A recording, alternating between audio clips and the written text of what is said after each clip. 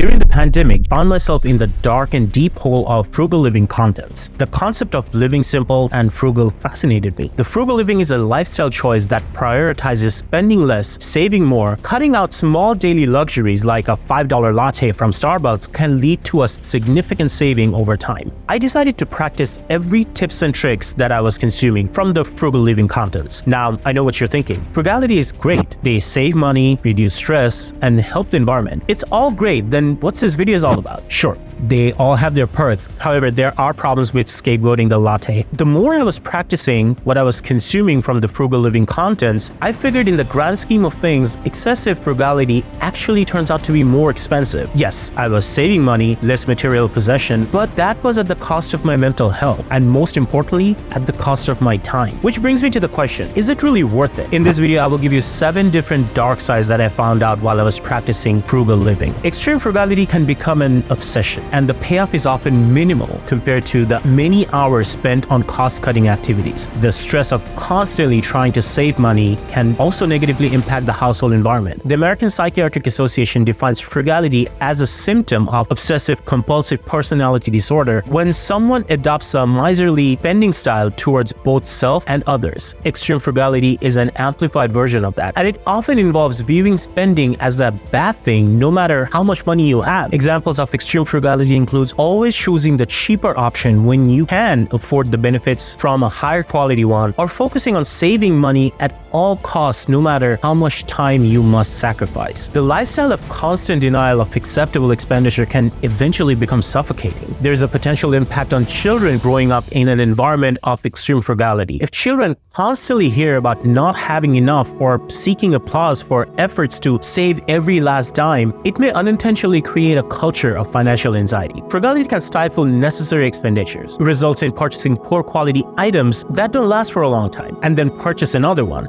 discarding the old one, which has environmental impact and can create a restrictive environment at home. Needless to say, you're spending more on poor quality items by keep purchasing them than buying one good quality product. And that's not only for materialistic products. For instance, buying cheap food to save money can have a negative health consequences down the line. Hi, I'm Tasvir. Mirza. I'm a realtor and a diversified investor, and on this channel, I make finance videos more generous. Feel free to jump around the timestamp below if you'd like to save some time, and while you're down there, consider liking the video and subscribing to this channel. Something fundamentally has changed in the last 50 years in the United States. The old school penny pinchers didn't see that coming. Helen Olin, a finance reporter, nailed it in her 2012 book, Pound Foolish, exposing the dark side of personal finance industry. She talks about how these personal finance gurus and big banks started spreading this idea that if you have skipped your daily indulgences, a latte at Starbucks being the quintessential example, you could retire a millionaire. All you have to do was to invest that coffee money into market, and who's better to manage those investments than these same gurus and the banks, right? It's a popular finance concept known as the latte factor, which was popularized by David Back, a former Morgan Stanley money manager. According to Back, cutting out small daily luxuries like a $5 latte from Starbucks can lead to a significant saving over time. He suggested that if a person avoided these daily expenditures and instead invested that money into stocks, which he optimistically assumed that will grow at an average annual rate of 11%, they could amass over $2 million by the time they reach retirement. The latte factor gained popularity very quickly, with many people believing that it would be a simple solution for long-term financial problems. It was seen as a symbol of all small regular luxuries that people indulged in, and Back's philosophy suggested that these small things could add up a life-changing amount. However, there are problems with scapegoating the latte, and the latte factor is flawed. Back's calculations overestimated the daily cost of a latte by rounding up the annual expenditure to $2,000. The calculation also assumed an unrealistic average annual return on stock market investments of 10 or 11%, while the Dow Jones Industrial Average showed a 9% average annual return over the past 80-year period. Back also did not take inflation or taxes into account. When these were factored in, the potential savings were significantly reduced. Other personal financial experts calculated even lower numbers using Back's own latte factor calculator. One example given in this article suggests that a $3 a day habit earning 3% annually would net $50,000 in 30 years, assuming no financial downturns or unexpected expenses. Olin says it all played into American can-do attitude and this old-fashioned belief that if you've earned your money,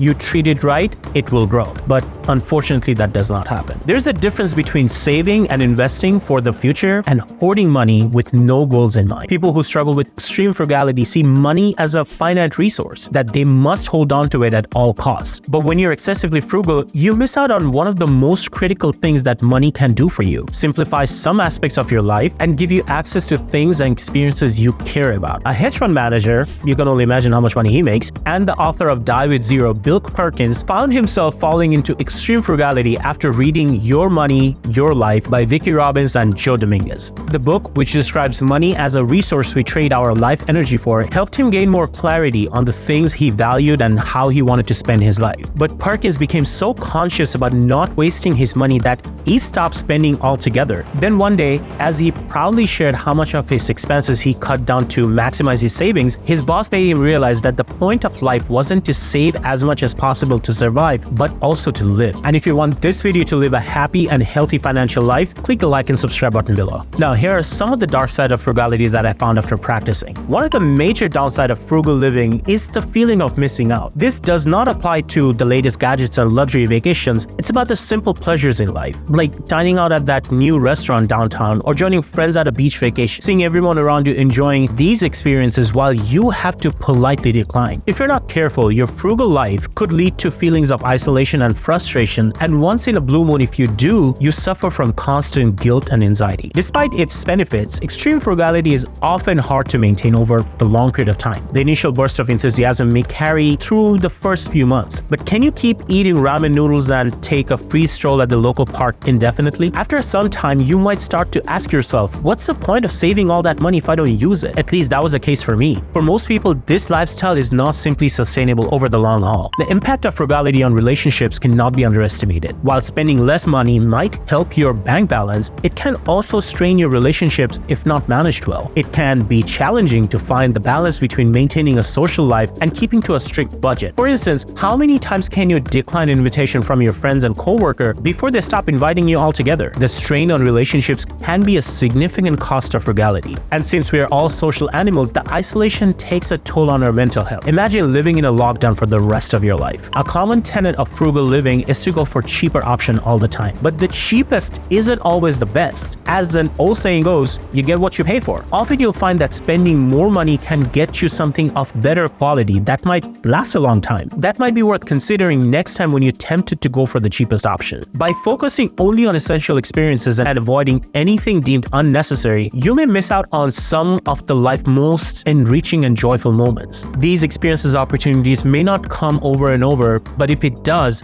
what if we don't have the time? Frugality may limit opportunities for personal and professional growth, such as investing in education or experiences that could provide long-term benefit. Being frugal means saying no to potential investments or opportunities that could lead to an even greater financial gain. It also takes time and effort, from coupon clipping to bargain hunting. It can be exhausting. And let's not forget about the DIY projects that could consume half of our life. In the long run, is the time spent worth saving? Stress and anxiety. Frugality can create constant worry about money. This stress can lead to anxiety and unhealthy relationship with finances. Minimalism and frugality can sometimes become an obsession and a source of stress. You may feel pressured to constantly reduce your expenses, which can lead to a feeling of anxiety or guilt if you don't meet your expectations. Living this life can sometimes be a feeling of deprivation and restriction. This can be especially true if someone is used to more indulgent lifestyle and then suddenly switches to frugal approach. They may feel like they're missing out on experiences and luxuries that they used to enjoy. Is it worth sacrificing your mental well-being for the sake of saving a few bucks? Experts warn that if millennials do not break away from frugality, it could create economic challenges as they would not put the money back into the economy. This is particularly concerning considering the crippling effect of student loans on the economy. Generation Y's limited income and focus on debt repayment and survival have affected the market. Having grown up during the time of Great Recession,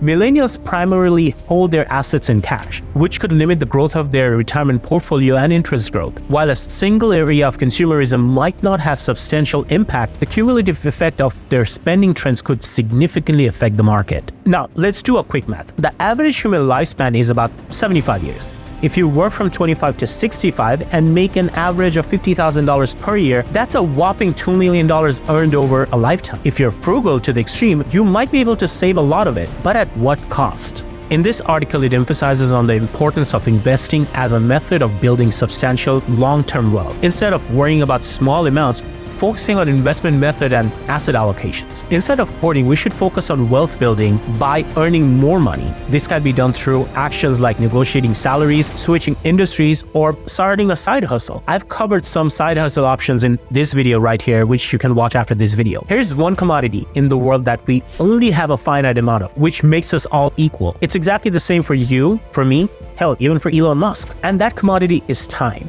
We only have 24 hours in a day. Yes, some people have more 24-hour days than the other. We can use this 24 hours by thinking how we can save a buck, or use that to enjoy what we really love, or perhaps use that 24-hour to make more money. In my opinion, living frugal and save money now to enjoy it after retirement, it's not the way to look at it. As I mentioned before, there's a finite amount of time that each one of us have. Therefore, we don't know how long we'll be around to enjoy our own hard-earned money. I don't see the point of making money and wait till retirement to enjoy the fruits of our labor. But that doesn't mean we should start living recklessly and live beyond our means. We should always consider budgeting, live within our means, but also enjoy the time that we have. But hey, if you get joy by saving money and looking at your bank accounts, by all means do that. If you made this far, that means you like this video and you'd like to see more of this. For that, all you have to do, just like this video down below and subscribe to this channel so that we can meet again. You should also check out this video right here about the side hustle that I just mentioned before to generate more income. As always, if you like the vibe, join the tribe. Thank you for hanging out with me. See you in the next video.